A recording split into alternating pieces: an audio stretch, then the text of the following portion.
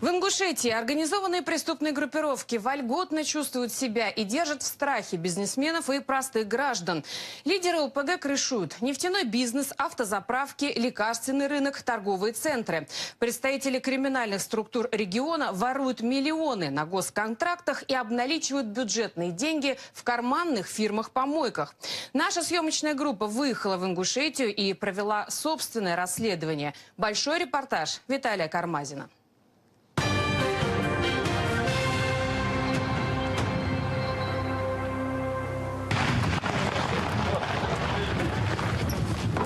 На месте, работает руками. Руки на стол. Руки на стол поставить все.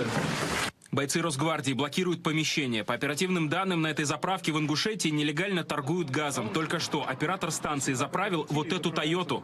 Проверочная закупка по приобретению газа. Я вас прошу выдать денежные средства, с которыми вами расплатились. 1000 рублей вам передал сотрудник. Полицейские уверены, многие заправки в республике контролируют люди, с которыми в прямом смысле слова опасно спорить. Участники следственных мероприятий просят не показывать их лиц. А вот этот газ, он должен под землей же находиться? Да, или должен быть полностью огражден, или должен быть закопан в землю.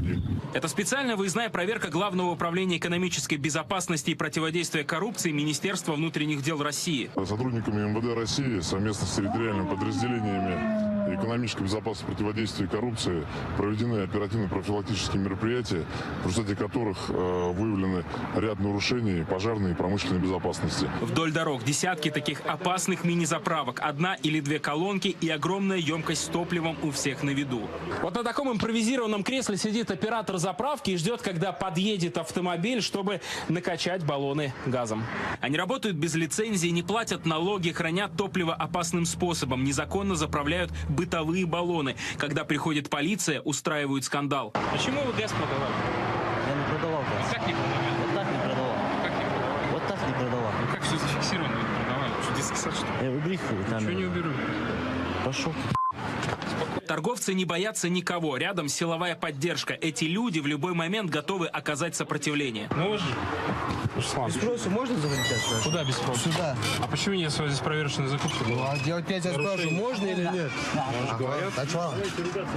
Конечно, не будем, а что ты Чего так? Давай я зайду, в чем проблема-то? Как нет? Чего? Самое страшное то, как хранится топливо. Старые бочки стоят под палящим солнцем. Жаркая погода, случайная искра. Последствия хорошо видны на этом видео, снятом в Ингушетии. Газовая заправка взлетает на воздух. Для торговцев, похоже, человеческие жизни – ничто. Главное – прибыль. О качестве топлива тоже не заботятся. Бензин, который разливают на левых АЗС, приводит к поломке машин. Простые автовладельцы вынуждены постоянно платить. Им приходится вновь и вновь ремонтировать свой транспорт. А вот так в Ингушетии добывают нелегальную нефть. Из нее потом делают опасное топливо и поставляют на левые заправки. Вот такие станки-качалки стоят где-нибудь в лесу, подальше от чужих глаз. Вот, например, рядом с этими станками сейчас даже нет охраны. На них не видно и логотипов. Можно сделать вывод, что это абсолютно нелегальное производство. Эти станки работают круглосуточно, качают нефть из земли, которая по трубам заполняет резервуары. Без спецназа к таким мини-предприятиям подходить опасно. Свой бизнес местные топливные магнаты защищают любыми способами. Магаз Ойл – сеть заправок, закрытых из-за многочисленных нарушений. Ее владельцем в Ингушетии считают бывшего высокопоставленного чиновника Мусу Келигова. После госслужбы он превратился в богатого бизнесмена. Пока Келигов сидит в своем роскошном особняке в Москве, полицейские в Ингушетии проводят обыски на объектах его топливной империи. Это еще одна заправка так называемого местного короля бензоколонок Мусы Келигова. Она тоже закрыта. Здесь были обнаружены многочисленные нарушения. Торговали топливом без лицензии, нарушали правила пожарной безопасности. То есть фактически эта заправка могла в любой момент взлететь на воздух и погубить клиентов. А еще жильцов ближайших домов. Келигов, договорившись не пойми с кем, умудрился нарушить одно из главных правил. Разместил АГЗС на расстоянии всего лишь нескольких десятков метров от жилого массива. На дверях заправки вывеска с названием компании «Ингросс». До недавнего времени эта фирма была основным активом Келигова. «Ингросс» — это какая-то местная нефтяная база крупная, я так понимаю, правильно? То есть вы с нее поставляли, с «Ингросса»?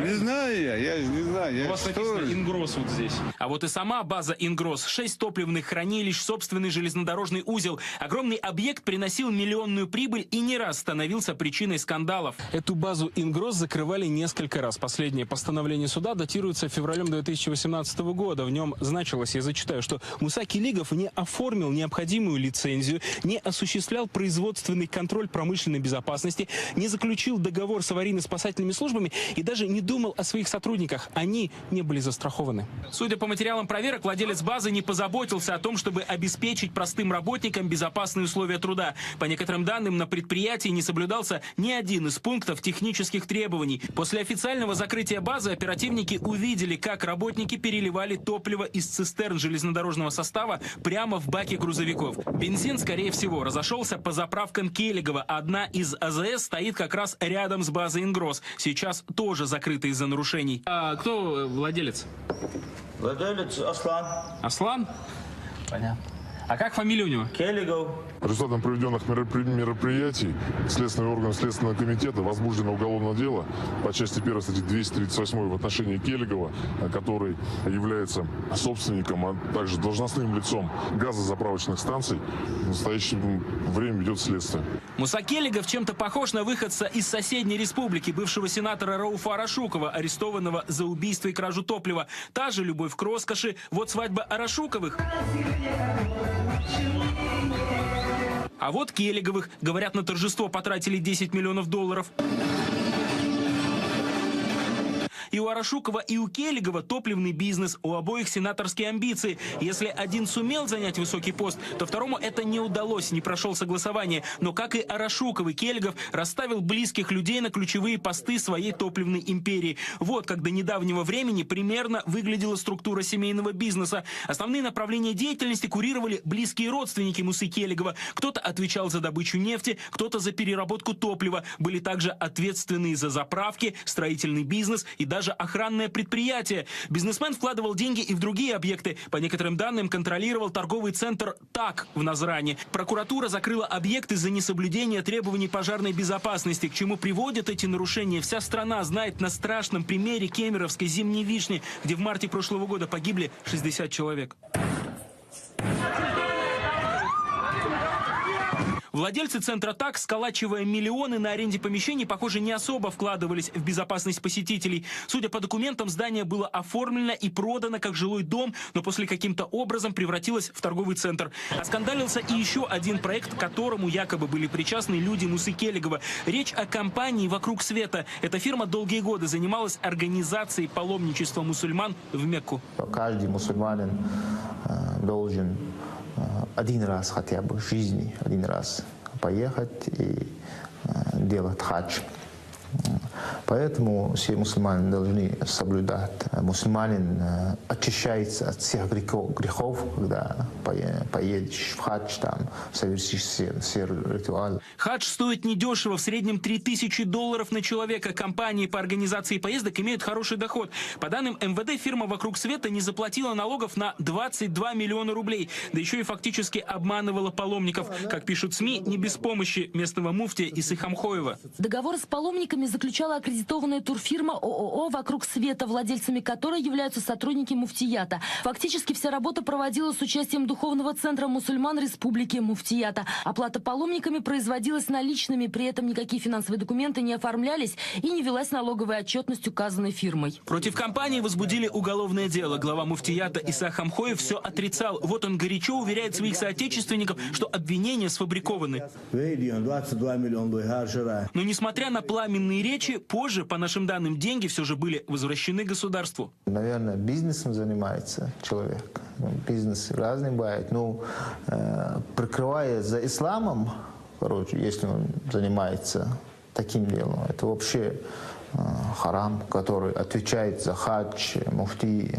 Он же должен быть показателем для всех мусульман, чтобы мусульмане республики должны, пример с него, не знаю, я просто так понаслышке знаю, что там налоги, ну, по исламу это, конечно, очень неправильно.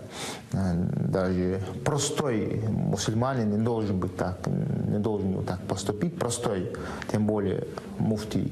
Иса Хамхоев очень богатый человек. Его семья владеет так называемым новым рынком в Назране. Это предприятие не раз ловили на нарушениях санитарных норм. Сейчас рынок закрыт. Есть данные, что родственники Хамхоева также имели крупную долю в аптечном бизнесе, которому мог покровительствовать бывший глава управления Росздравнадзора в Ингушетии Мальсак Ужахов. О нем не раз писали местные газеты. Ужахов, к примеру, бывший глава Росздравнадзора, а в 2010 году он ушел в большой лекарственный бизнес и основал сеть аптек «Панацея», где заключались выгодные для семейного бизнеса контракты на поставку медикаментов в больницы. По сравнению с соседними регионами цены на медикаменты были завышены, а также Ужаховым с целью устранения конкуренции оказывалось давление на владельцев аптек путем проведения незапланированных проверок. Сейчас Ужахов в СИЗО. Нашей съемочной группе удалось встретиться с ним. В интервью бывший чиновник признался, что действительно знал Хамхоевых и владел сетью аптек «Панацея», но обвинения в коррупции отверг.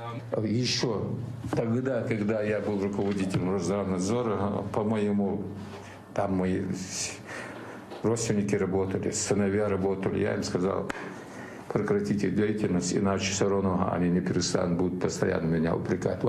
Они приостановили деятельность, и эта «Панацея» еще с тех пор уже не работает. В СИЗО сейчас находятся и другие люди, близкие к муфтию Хамхоеву. Это Муса Мальсагов и его бизнес-партнер Барах Чемурзиев. По некоторым данным, ему принадлежит квартира в Москве стоимостью около 250 миллионов рублей, а также несколько объектов недвижимости в Санкт-Петербурге. Там же у Чемурзиева долгое время работало и личное риэлторское агентство. Барах Ахмедович в Ингушетии уже очень давно. Да, уже где-то год или полтора как уехал. В СИЗО и зять Исы Хамхоева Ахмед Барахоев. Журналисты уже писали о его многочисленных бизнес-проектах и связях с тем самым нефтяным королем Мусой Келиговым. Якобы Барахоев задолжал владельцу бензоколонок около $500 000. Келигов Муса, я его знал молодым, когда он в пешкомбинате работал, пацаном был.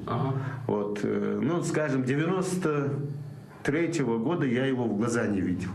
Ну, пишут, что якобы... Я говорю, я его в глаза не видел. В беседе с нашей съемочной группой Ахмед Барахоев называл себя то безработным и небогатым пенсионером. Я в бизнесе не был, я пенсионер, у меня были козы, у меня пенсия 15 000. У меня были, значит, козы, теплица, сад, огород. То вдруг вспоминал, что у него было крупное предприятие в Казахстане, а в 93-м он едва не открыл водочный завод в Ингушетии. Когда уже готовая линия была, нужно было палец нажать, и можно было уже выпускать эту алкогольную продукцию, да, ко мне приехал тогдашний муфтий. Ты знаешь, что грех выпускать алкогольную продукцию? Я говорю, да, знаю. Но я ее употреблять не собираюсь. Он говорит, грех. Запрет. Я отказался, бросил этот завод. Если бы муфтий разрешил? А если муфтий разрешил бы, я бы работал бы. Так разрешать бы уже не муфтий, а Аллах. Ну... А муфти говорит, обосновывает это именем Аллаха. Напоследок Барахоев рассказал, как к нему сейчас относятся в СИЗО. Со дня заключения меня, значит, в Нальчике и здесь ко мне все относятся с уважением, как к старейшине, и с питанием, и по отношению к здоровью, там, врачи, там, все, что мне надо, ко мне приходят, спрашивают, уделяют внимание, я им благодарен. Никакого давления ни с одной стороны, ни от кого я не видел, ничего. Ахмед Барахоев человек в определенных кругах уважаемый. Его близкий родственник, бывший министр внутренних дел Ингушетии Ахмед Погоров. Сейчас он в розыске. Погоров возглавлял республиканское МВД в начале 2000-х. Высокий пост занимал недолго. Газеты со ссылкой на свои источники писали о возможных причинах отставки Погорова. Руководил милицией он всего 1,5 года, и именно в это время Ингушетия приобрела славу главной базы чеченских террористов. В частности, именно на территории республики было подготовлено несколько крупных терактов, включая и взрывы на Тушинском аэродроме в Москве. Тушинские теракты вообще стали своеобразным шоком на Кавказе, ведь раньше регион не знал терактов с участием смертников. Работа МВД Ингушетии регулярно вызывала нарекания со стороны руководства федерального министерства. Вину местным милиционерам ставилась не только низкая эффективность эффективность работы, но и тесная связь с местными преступными группировками. По словам представителя МВД России, ингушская милиция практически полностью укомплектована по родственному признаку и, соответственно, занята главным образом защитой клановых интересов, в том числе и криминальных. Ахмед Погоров после увольнения уехал в Москву. Параллельно с бизнесом занялся псевдообщественной деятельностью. Вот, например, он рассказывает о микрорайоне 110Га в Ингушетии. Это жилье в рамках федеральной программы построили для переселенцев из зон оползня. За спиной бывшего министра стоят дома, но Погоров уверяет, что проект провалился. Мы видим, что здесь делается, что здесь сделано. Значит, мертвая зона. Вот мы видим, строительство еще школы идет.